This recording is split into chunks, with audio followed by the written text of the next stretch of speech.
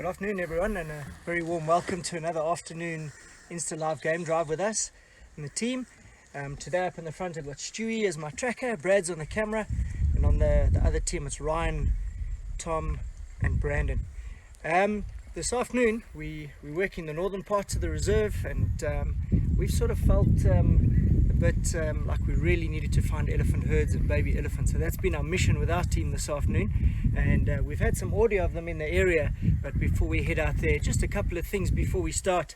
I know there's been a few questions about who Tlangisa's mother was. Her mother was Mambiri, and Mambiri was Makwela's daughter, so basically Makwela's granddaughter, for those that you have been asking. While we're out on the drive, again, please ask questions at any time if you'd like. Brad and Janine at the back will look for them, and we'll try to answer your questions. As well as when we change over to the next team, as the changeover, just if your phone doesn't go straight over to the next feed, just push rejoin and you'll join the guys, and Ryan and their team are working up in the river. So before we get going, you can hear some of the elephants here, and Stu and I are going to try especially look for the little ones. They're always so playful and such special animals to be around. Just one up on the head, yeah, it's just coming up toward the road now. A couple here that we can see.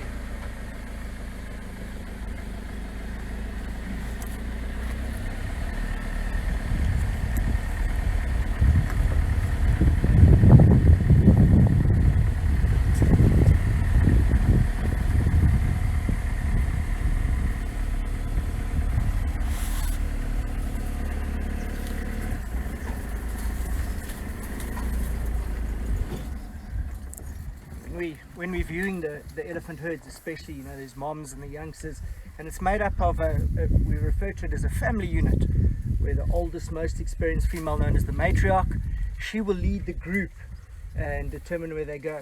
Even though they seem pretty silent now, they are communicating. They can communicate at about 12 hertz, where humans can only hear at 24. So every now and again we hear what sounds like a stomach rumble, and that's the upper harmonics of the communication. So in the fairly thick vegetation, naturally we'll always give these lovely big giants the right of way. So once they pass the road, we'll try to get a little bit around to enjoy the rest of the herd.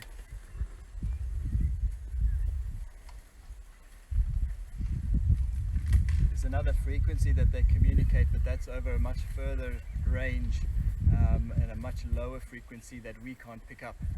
So over several kilometers they can still manage to keep in touch with each other, but at a frequency we cannot hear at all, much lower than our ears will pick up. It's called infrasound.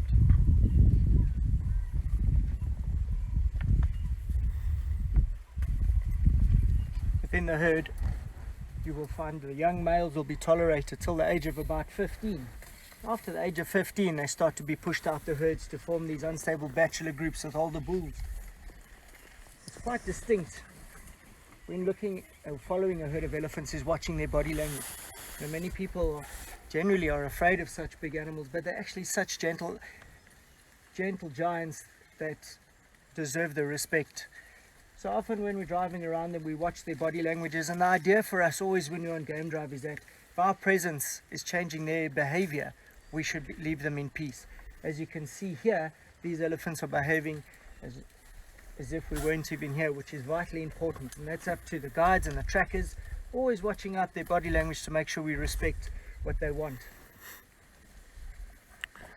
Sometimes not necessarily as if we weren't even here, but almost accepting us as if we're one of the herd as well. So that's quite a privilege to have the honor of just being included amongst the movements of the herd as they're pushing through the bush here. There's a young female that was up crossing the road in front of us. Actually see Rock Lodge in the background there. I think we have a question there someone would like to ask. Trev, one of our viewers wants to know, how big is this herd? This particular herd, the vegetation is quite thick, but an average size herd or family unit, anything between 50 and 30 animals, and at times different family units will actually group together when you get those big groups. We'll get a closer look now when we sort of try get the other side of them to try sort of get a number, but just what we've seen already, about 10 or 15, so perhaps 20, 25 here. And you know, now that Stewie feels a part of the herd, he's going to flap his ears and put his trunk out, and we're going to go looking for the rest of them. Let's go this way.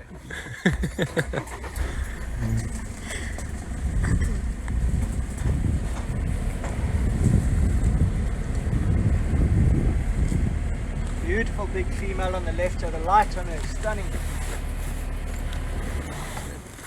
See her very long eyelashes there, and you can see she's feeding on a buffalo thorn, and just to our right here is a scented thorn.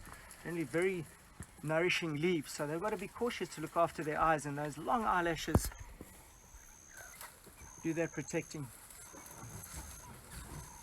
It might not be visible in the camera, but you might be able to pick out a slightly white secretion on the very corner of the eye.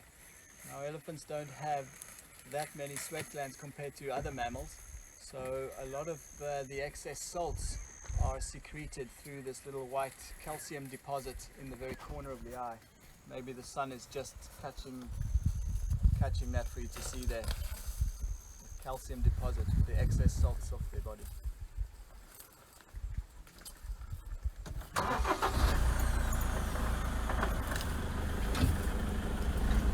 think several of the youngsters might have already gone through with those females, so try and come around here.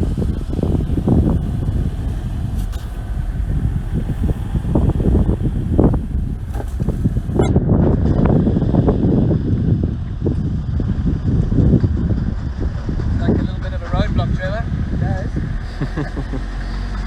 Nothing like a big any bum in the road. The little one here. Beautiful backlit shot here. There's silhouettes. There's some youngsters in the road here.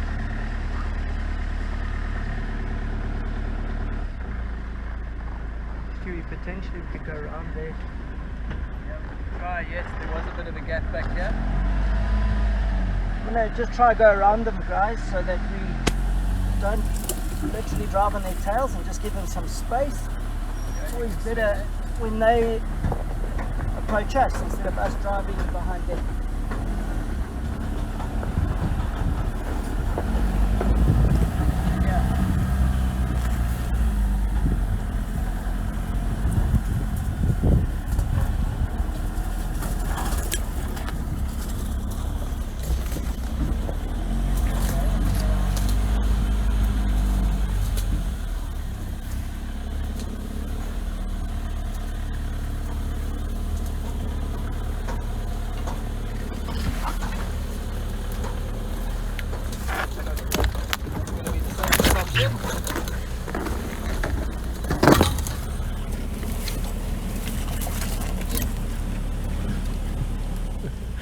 Make sure you all duck your heads, everyone.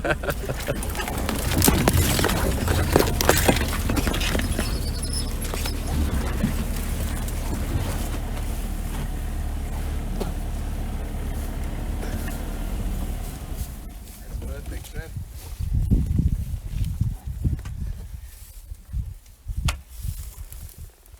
Fantastic, very nice one.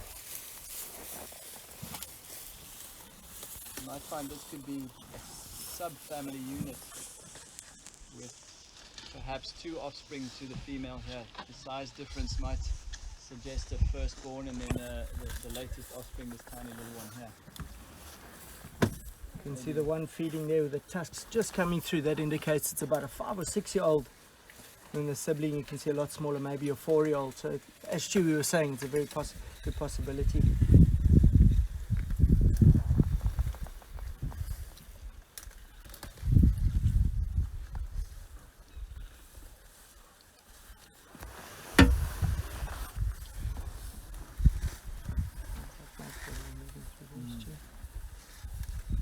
I think that particular tree has been visited before. There's not too much left of it. You can see as that little one is feeding there on there, particularly at the end of the trunkies, almost like two little finger-like structures at the end there. Such a versatile organ, from picking up little seeds, pulling off little leaflets, to pushing massive big trees down, to dusting. An elephant's trunk is so vital for it to survive. It's So often you get these really small ones that are still suckling their trunks, so basically like the muscles haven't developed, so like a loose piece of spaghetti hanging around, and until such time the muscles develop so that they can feed, and often they practice.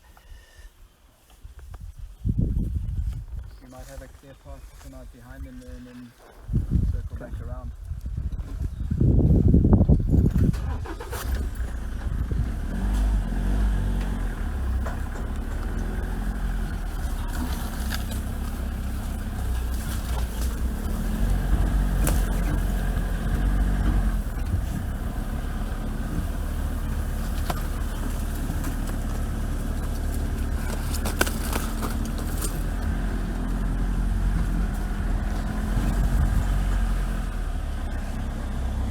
Marula, prominent animal plant, and they just seem to be crossing it here. And then there's a bit of a clearing ahead. Okay.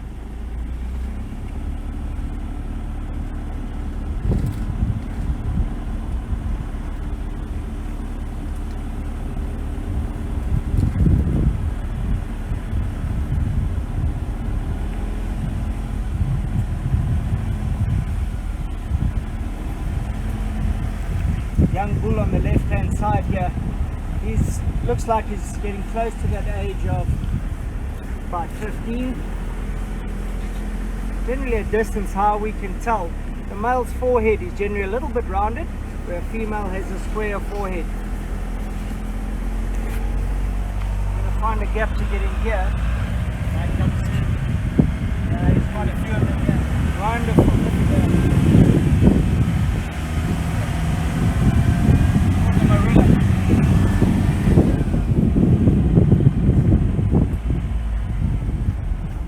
Beautiful sighting here. Managed to get ahead of them a little bit with the light on them.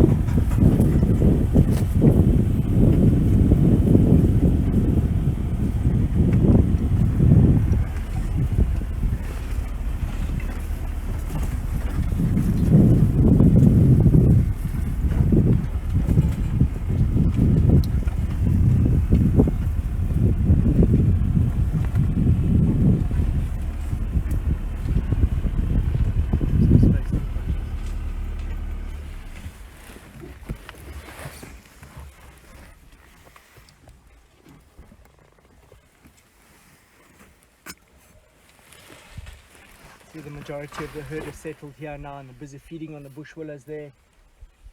And they don't seem to be too much on a mission now. The baby just behind this youngster that's catching the most of the sunlight here.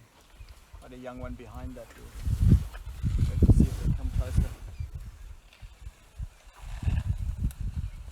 You'll notice that a lot of them are flapping their ears, and that's really got nothing to do with their mood at the moment.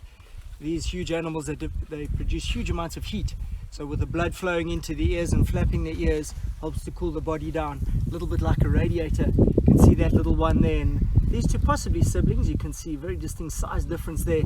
Let's have a look and see how much muscle development that little one has with his trunk.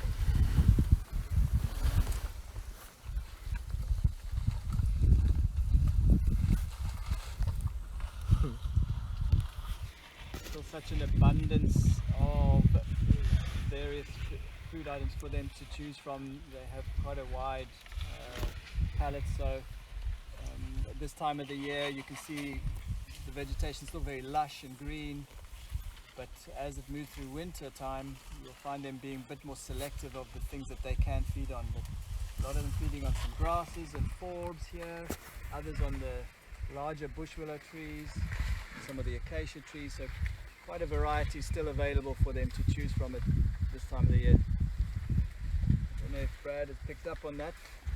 Female over there, she has a slight deformity in her ear. You can see a bit of a floppy ear. Perhaps some cartilage damage at some point.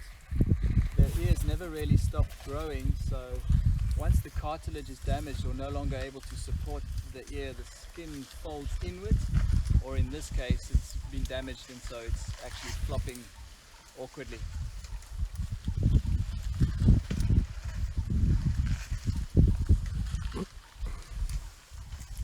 Got a question here, Trev. Sure, no problem. Are the animals behaving differently with not so many tourists visiting? I think it's a very good question. We haven't noticed too much difference. I think once or twice with leopard sightings, I think that the animal has taken a little bit longer just to remember who we are. But no, I don't think so. I think generations have been habituated to the vehicles, and you know, with us practicing the utmost ethics around the animals and respecting them, I don't think there's any issue at all. As you can see, this wonderful herd of ellies, they're behaving as if we're not even here. And you know, for me, just watching elephants like this, it's always fantastic because they're always doing something. You know, you've got potentially this young bull and the female of the floppy are having quite an intense conversation going on over here that we can't hear. You can just see the interaction. That youngster there on the right, that little one we were talking about, you can see I was mentioning about the trunk development. You can see he's trying to get his coordination sorted out there to feed on whatever he's trying. You can see his little tongue as he opens his mouth there. So yes, always something happening with the elephant herds, and you can spend hours and hours. Such a peaceful experience sitting with these animals. One thing related to that question, what we've noticed as we've been back and forth to the lodges doing our daily routine, other than enjoying the peace and quiet of the bushes, we've seen a lot more interest perhaps in some of the particular animals that are coming through the lodge areas and exploring a bit more. So they become more acquainted with the lodge surroundings as it's a lot more peaceful. And what was, got a viewer question here, what is the average lifespan? It's a great question with the elephants, especially because their lifespan actually depends on their teeth. They get 6 sets of teeth that last about 11 years per set, and there's 4 molars present at any one time. So have a look here at this particular elephant on our left here. See the indent in the temporal area, the dip area, where molars have passed through, where you take a younger elephant like a little baby, or the one perhaps over there, Brad, to your right, you can see the indent is not as deep. That's how we can tell how many molar sets have passed through. But on our left hand side here, there's a lovely view of this little one wanting to suckle off the fluffy female. You've got other ideas.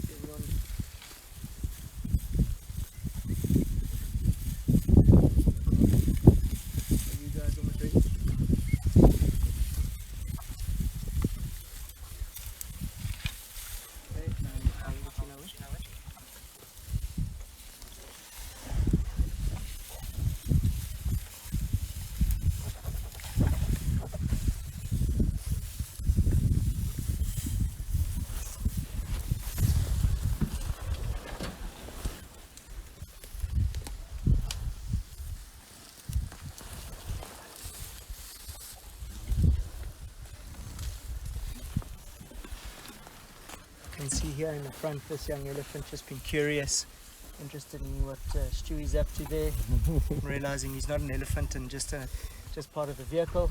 I didn't step on anything bad. And that's the beauty of this area, and over the years of generations of practicing good ethics around these animals, and we get such wonderful interactions. You can see with the herd surrounding us, their body language is so chilled. We literally are now pretty much part of the herd, and for those that have experienced it, you can relate to, and for those who are hoping to experience this one day, there are absolutely no words to describe sitting in a herd of elephants. It's such a wonderful experience, and you feel so peaceful. All of us, even though that we're privileged to do this, we still love every moment we get, especially with elephants like this.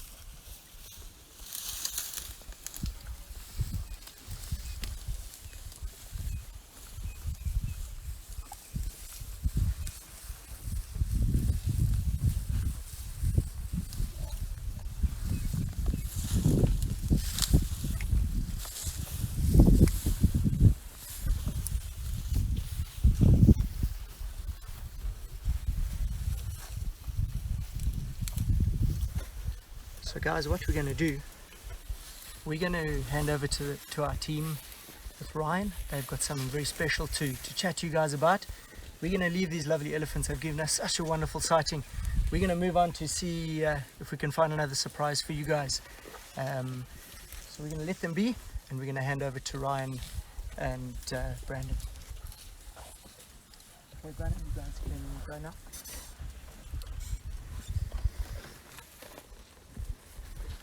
Beautiful, eh? Good afternoon, everybody, and welcome to another Ulusaba live safari. I'm Ryan, this is Tom, and we're going to be taking you guys around this afternoon and showing you a couple of different things that we haven't really had a look at as yet.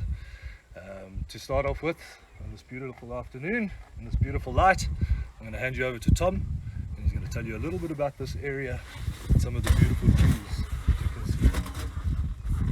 Alright guys, so just quickly before we do move on to kind of what we had planned, we were actually sat here just discussing this location at the moment. I don't know if you guys can quite see it on the screen there, but an absolutely beautiful crest with this lovely golden light in the afternoon.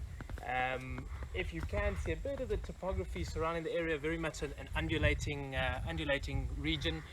You know, these lovely crests down into slight falls, but something that's very typical on these crests where we're sitting right now. If you have a look over to your right, or Brandon's right rather, you see these lovely very prominent trees dotted all over this crest. And something we've seen over the last few days, or last few safaris rather, is that there's been a lot of comment or talk of the Amarula liqueur. Any one of you guys who've been on a safari before, you would have tasted this lovely African goodness, but anyone who hasn't, it is something that's very iconic to the region, and these are the trees which we are lucky enough to find the fruit to make the Amarula liqueur from. So this is the Marula tree, a very iconic African tree. And as we've said, absolutely beautiful up on these crests here. It's a tree held in extremely high regard for its life-giving capabilities. Obviously not only in the shape of fruit, but even the leaves, the bark, the branches, absolutely everything is sought after by specifically elephants, but many of our other inhabitants out here. But as you can see, also the lovely foliage on the top. You know, it's got an incredible canopy which gives shade, something that not many people think about during our intense summer months. So shade paired with that fruit and food giving ability means that this is a seriously important part of our ecosystem out here. So just something we thought we'd share with you guys, especially because, as we said, there has been a lot of talk about it, and it is something that we're all extremely fond of. And anybody again who has been on safari before, you would have experienced these trees in all their glory.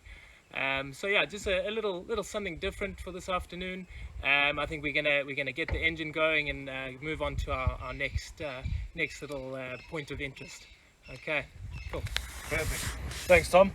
So we're going to head off and have a chat about an endangered species to South Africa, a special animal. So we'll take a little bit of a drive, and let's hope they perform for us. Let's hope. We'll see.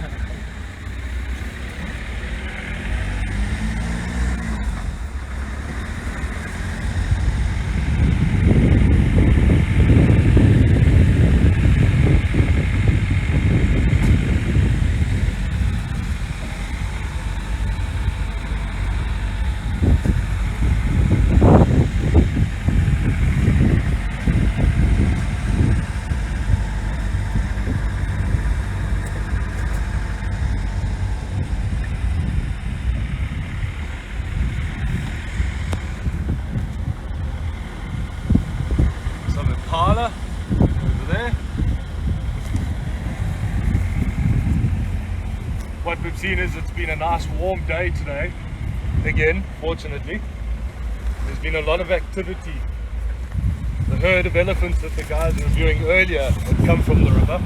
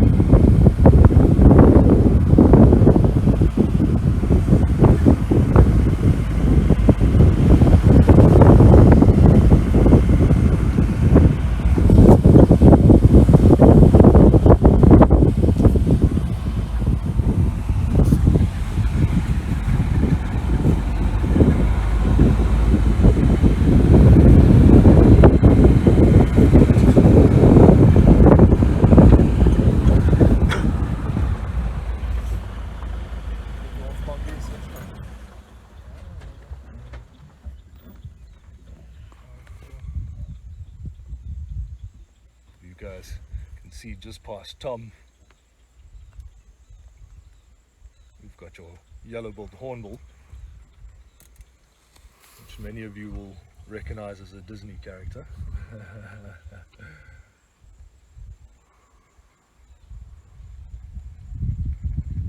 Nice. There's a whole family group here. Unfortunately, they've moved off into a bit of a thicket, so we're going to carry on to the intended target. We're not too far away now.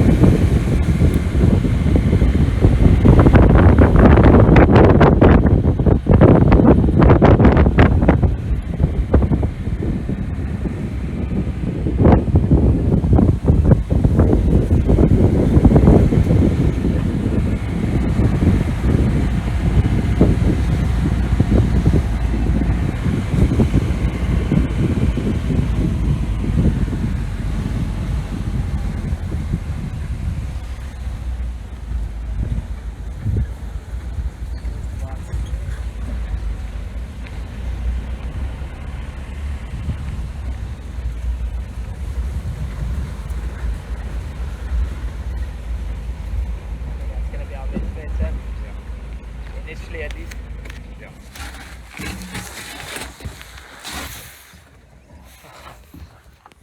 All right, so what we've come to have a look at is one of our endangered birds. It's called a saddle-billed stork, and at the moment the adult is sitting up on the nest. If you look at the top of the tree, you can just see the head, the silhouette of the head of the bird. Now, unfortunately, she's sitting down. But what I will do is I'll show you what the bird looks like, and then we can have a chat about her or him. If Brandon turns back for me, you can see this is the bird over here, the saddle-billed stork. And as I've mentioned, in South Africa, they are regarded as an endangered species. When I say that, we're looking at only between 50 and 100 pairs in the country. And we're quite fortunate that a lot of that percentage is found in South Africa, or in the Kruger National Park. And we are very, very fortunate that this pair has nested here for the last 2 seasons. We were here a little bit earlier and it was the female that was up on the nest. When we were here this morning, it was the male. So we believe that the probability is that they've already laid an egg, and hopefully they're protecting it.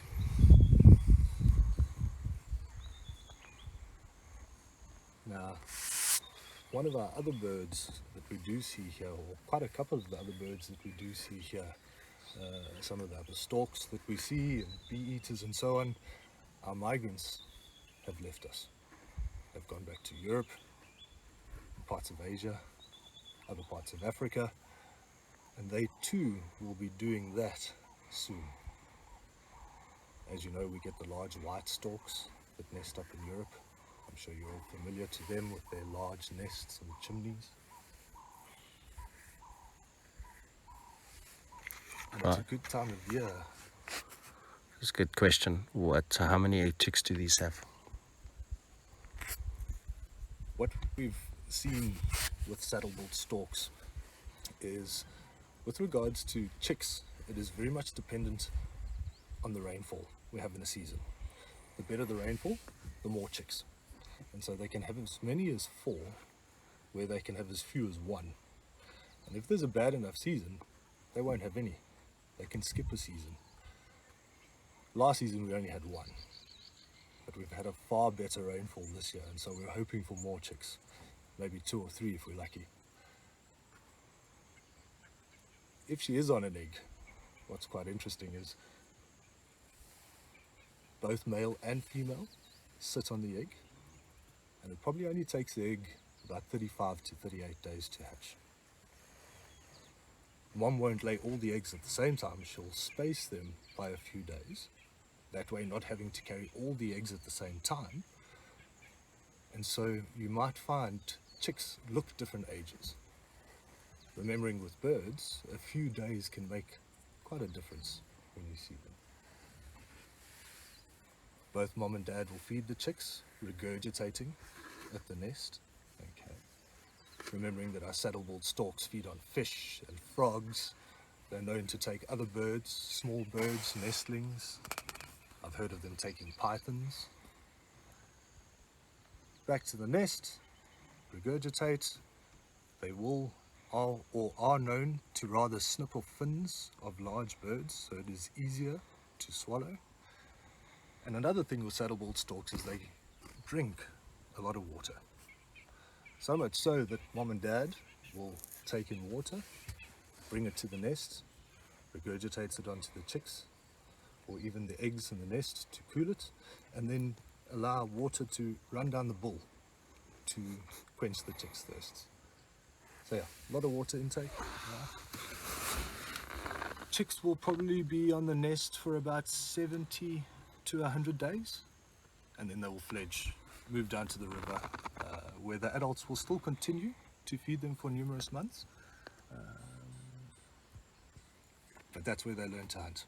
That's where they'll learn to fish and look for frogs. When hunting, they walk through the water and they use that very sensitive bull to feel for things that they can grab. As you saw with the bull, it is a beautiful bull with the red, black and white, that beautiful yellow saddle on the top, quite something that gives the bird away. Unfortunately, something that also gives the sex away of the bird would be the iris. Looking at the eye, female has a beautiful yellow iris where the male has a darker iris. Also at this time of the year with the breeding, his yellow wattles at the base of his bull will extend a little bit, and so it makes it quite easy to tell the difference between the two. There's two very good questions that I'm going to incorporate the two. Firstly, why are they so endangered? And secondly, what is the biggest threat to the young? With regards to the reason of them being endangered, unfortunately, like a lot of our wildlife, it comes down to a lot of habitat destruction. Unfortunately, they need quite a large area as a pair, and with people encroaching on the territories and so on, fishing lands and so on, we've pushed them into conservation areas, and so quite difficult for individuals to live out of these areas. With regards to the chicks, starvation is a big issue. One thing could be temperature. A reason why things like our storks and eagles, vultures, large birds that use platforms at the tops of the trees will nest in winter, so that the adults, the chicks, the eggs aren't cooked in our hot sun.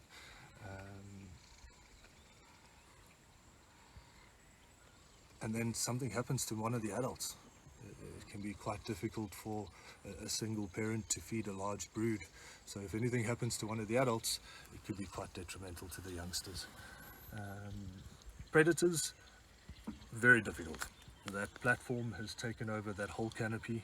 It would be very difficult for a predator to get up there unless they're very hungry. It might get his way up there, or potentially a large bird of prey, something like a marten.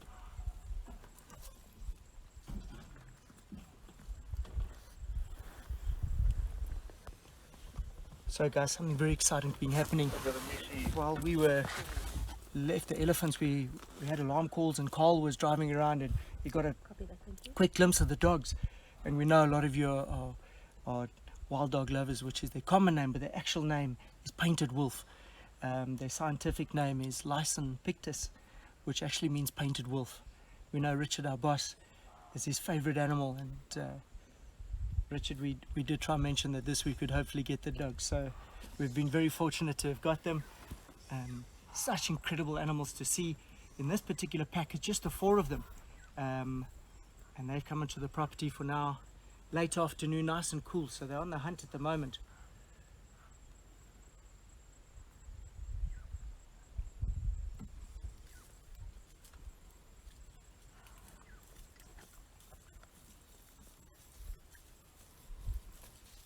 You can see in the afternoons as they're moving around, there's very distinct white tails, a good following sign, so they'll stop and they'll listen. There's quite a few impala rutting in the distance, quite a distinct sound, so that might attract the dogs to them. Looks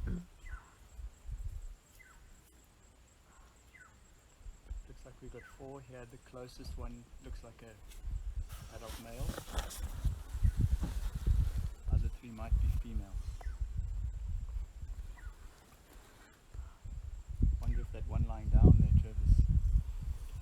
Yes, there was one that we noticed had an injury as we came in, so potentially a skirmish with another predator, possibly hyenas.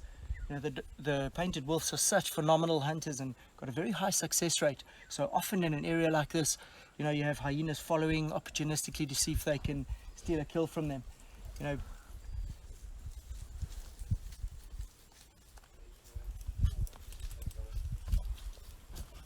copy, thank you. As we speak, Carl has just let me know that there's 3 or 4 hyenas that are actually following them.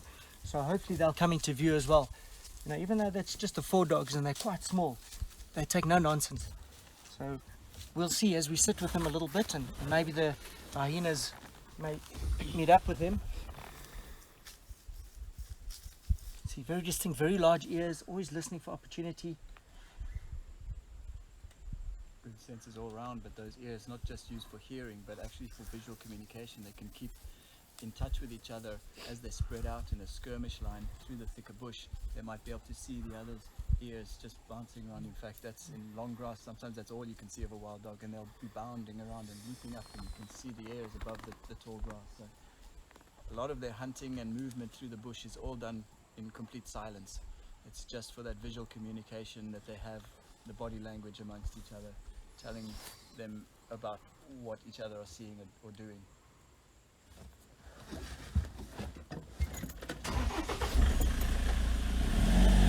Let's follow them a bit. Always when they're on the hunt is such an exciting time. It's one of those times where you got to, most of the time, hold on for dear life as you try to keep up with it, because nothing with a wild dog is done at a slow pace.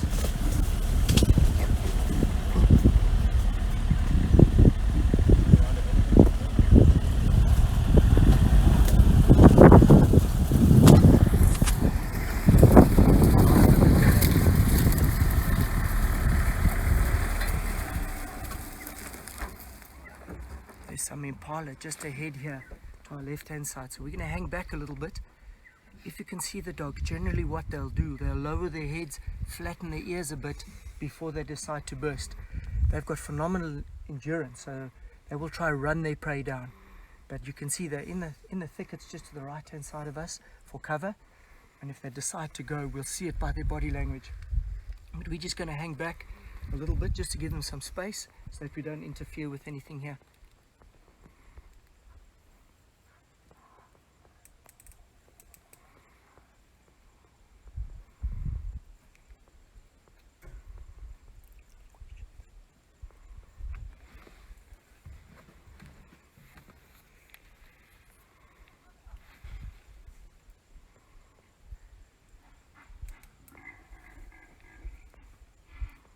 Can see by that dog's body language he's watching something carefully, and that noise you may have heard in the background, that was an impala ratting. Lots of impala to the left.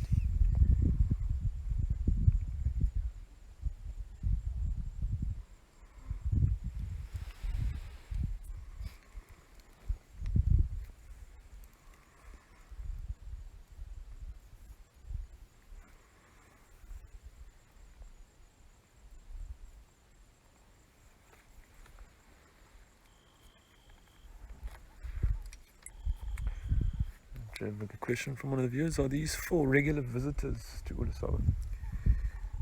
The wild dogs have a very large range. This pack we believe are members of what we call the Sands pack. We have another pack called the Investec pack, but they cover a very huge distance. We've been very fortunate this year that we had 2 packs of dogs that were denning here. They generally den in the winter times. So if they do den here, yes, then we will see them very often. You know, there's a very, very large area that we traverse. So yes, they're not always on the property. That's why we always get so excited about these rare animals. But in the last year or so, yes, we've been very fortunate that we had the dogs denning here. So yes, we did get to see them. They're busy laundering the Marula here. I haven't seen any Misi yet, but yeah, in range now.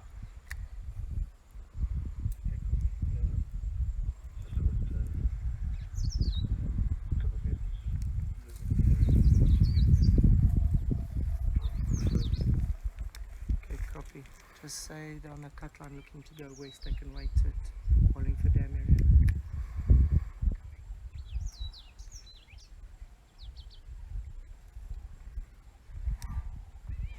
I've got one in Marula ring now.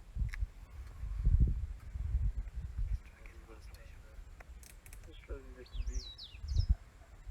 It's getting dark or something. There's a view is now there.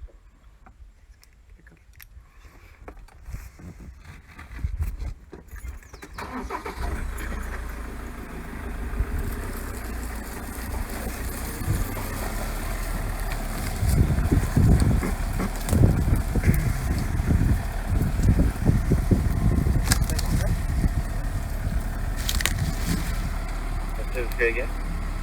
Okay, we're just coming a little bit east from Marula and Cut. Stand like there. We heard some Marula in the block there. I'll let you know if they come through now. Okay, perfect. Chef, would you Come into the clearings. If you go Marula ring, come south into those clearings, and I'll show you. We're just busy with a live feed right now. And then I'll hand over to you.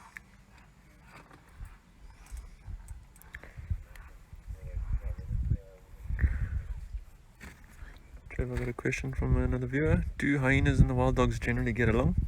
No, they don't. They inter-predator competitions, so competitors. So there's always competition. Look at the dog's body language here, guys. You'll see he's very focused on the impala. I'd say about just under 100 meters away from us. So let's see if they decide to go. It's quite open, which generally suits them. There's 2 hanging back in the bush, but there are 2 lead dogs here, and they're both looking at each other and just deciding when the right moment is to go. Look, there's almost into a Thanks, low I'm just stalk calling now. Greg. He's my don't landering Marla into this block here.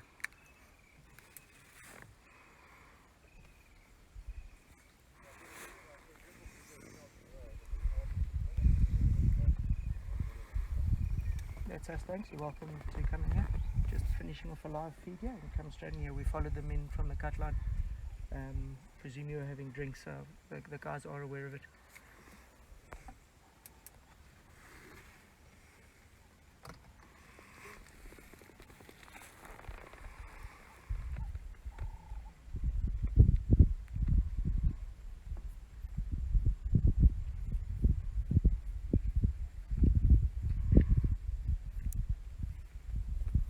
See now the dog in the front, how he's lowered his head, flattened his ears, he's starting to stalk now. It's quite an interesting behavior pattern because oftentimes when they see prey they'll just start to chase it and run it down. But here perhaps given the fact that we only have 4 painted wolves in this little group at the moment, they might be trying to get a little bit closer to try and make that attempt more effective. Looks like he's going to go. There they go. Watch them run. There they go. The rest of the pack to the right there. Another one's peeling off to the right.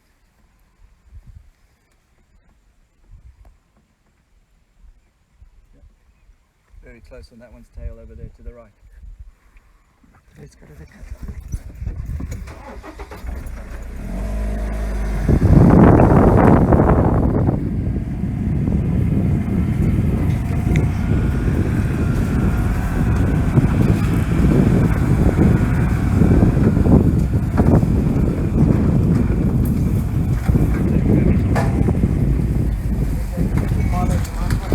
Going back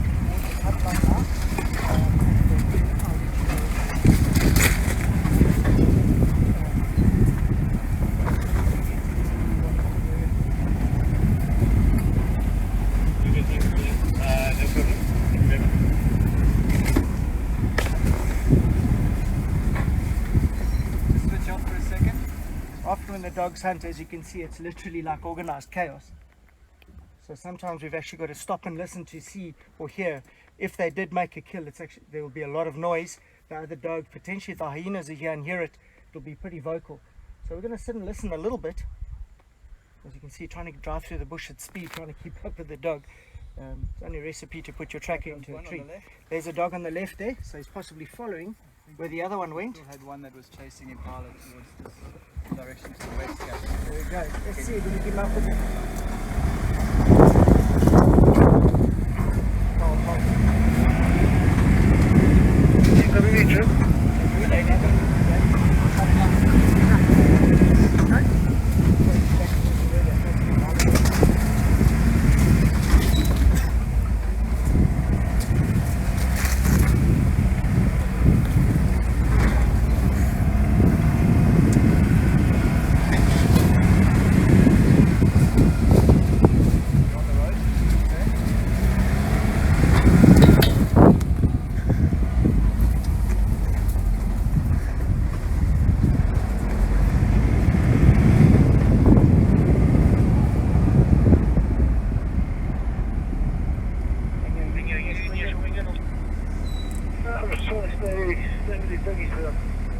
Just looking to see if we've got tracks of them coming across the road.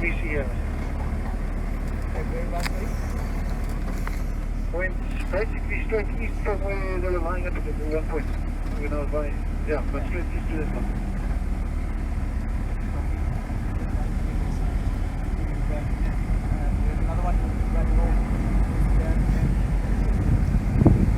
Now, apologies first, not east, obviously west. And we still have a bunch of hyenas there chasing going west.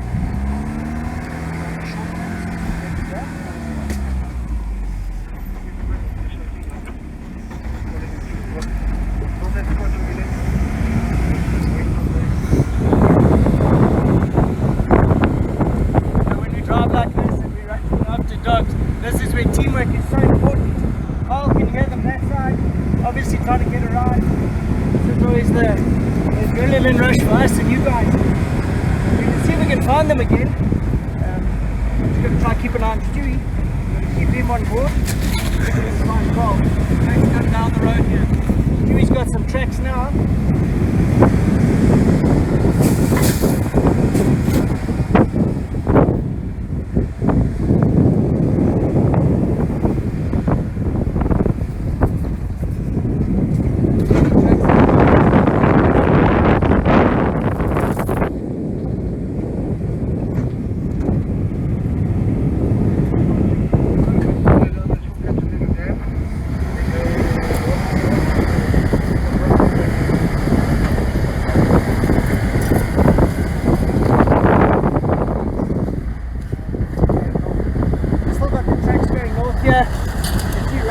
Background there.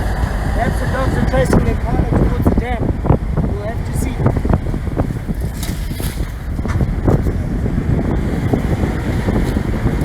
They're the hyenas. Perhaps the hyenas are trailing the dogs.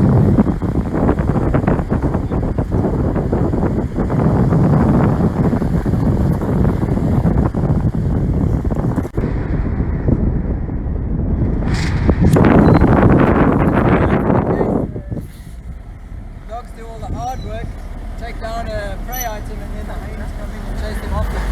Easy deal.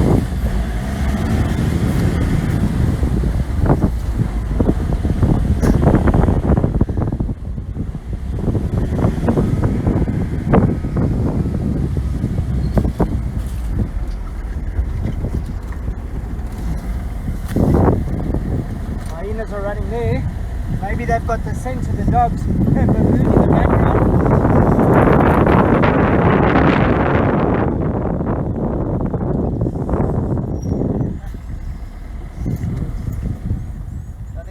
Nothing like stopping to take on replenishment a long chase. This young hyena is obviously quite exhausted running after the dogs. Had a quick drink and now he's running after them again.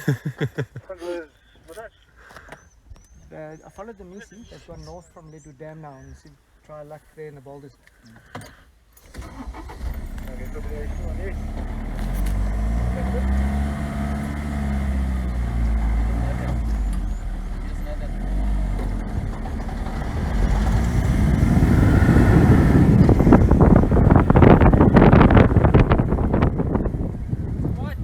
it sometimes with these painted wolves.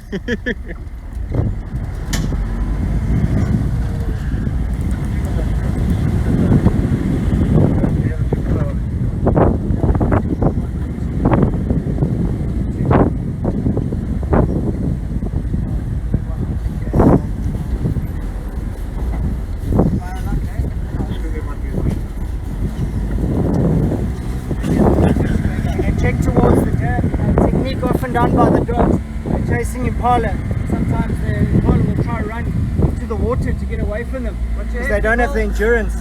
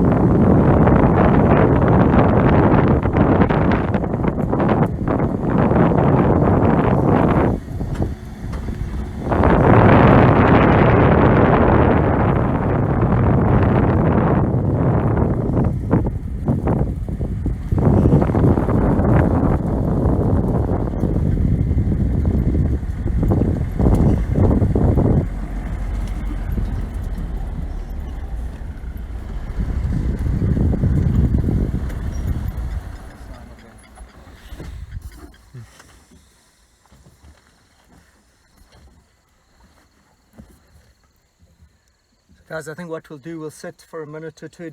We are starting to lose a little bit of light. If we hear anything, we'll be able to see it, but I don't know about you, but my adrenaline is still going, and I hope you guys have had some fun with us. It's been great spending this experience with you, and it's such a wonderful, exciting thing to follow the painted wolves, and we're really hoping that this pack will den and be able to breed this year, and obviously do better as there's only 4 members left, but we'll keep you updated. As for now, unfortunately, I think we've lost them and we'll let them be, but keep an eye out this week. We're going to put another little video together that I know you guys saw one not so long ago, but keep an eye out for that, and from Stewie and all of us, and we hope that you're all safe and that you looking forward to come visit again, because we've had a great afternoon and really look forward to seeing you guys next week. All the best. God bless. Cheers, everybody. Thanks, guys.